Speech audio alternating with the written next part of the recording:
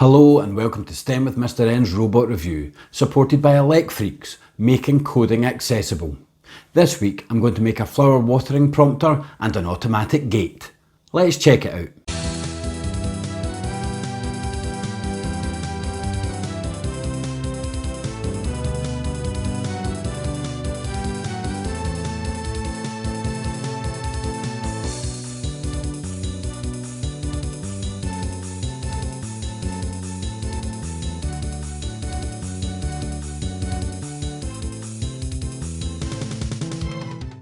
Last week I introduced you to the Nezha Inventors kit by Elect Freaks, and I made the mechanical shrimp from their online guide.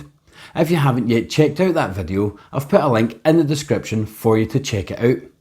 This week I'm going to make two more different things from the online Nezha guide. One of them is a flower watering prompter and the other one is an automatic gate. I'm going to start with the flower watering prompter. You'll notice when I click on the flower watering prompter and scroll down, it shows me all of the parts I need, which means I can get them all out in advance, so I don't need to go rummaging through bags while I'm trying to piece this together. Some plants can make people live healthier. For example, a pot of green dill in a room of 8 to 10 square metres is equivalent to an air purifier, which can effectively absorb harmful gases such as formaldehyde, benzene and trichloroethylene in the air. This is why I am making a simple watering device to help me take care of my plants, because the plants can also take care of me.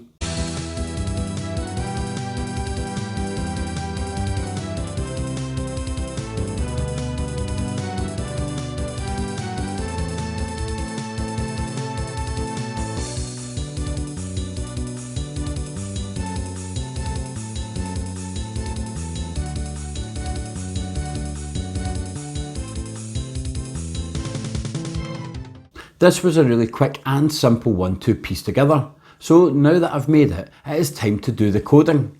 I'm going to open up the Microbits app on my tablet and click on Create Code. Then I'm going to follow the instructions on the online guide to code my flower watering prompter, which uses the soil sensor as part of the Nezha Inventors kit.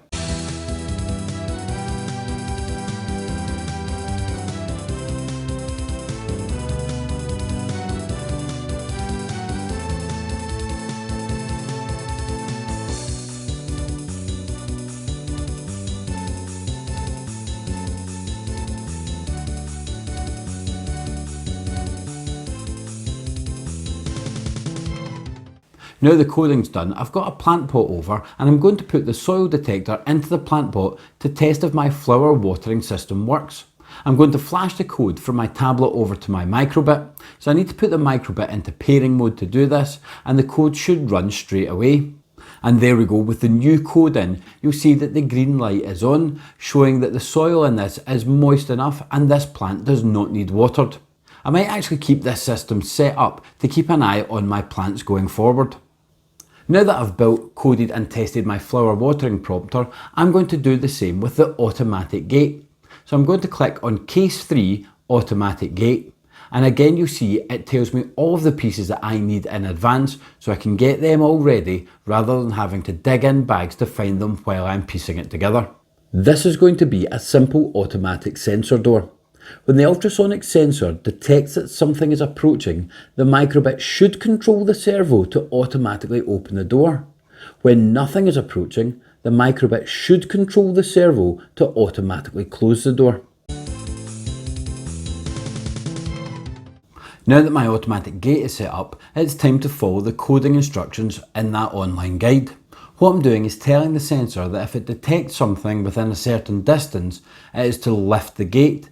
And if it doesn't detect anything, then it's to keep the gate shut. It's quite a straightforward, simple piece of coding.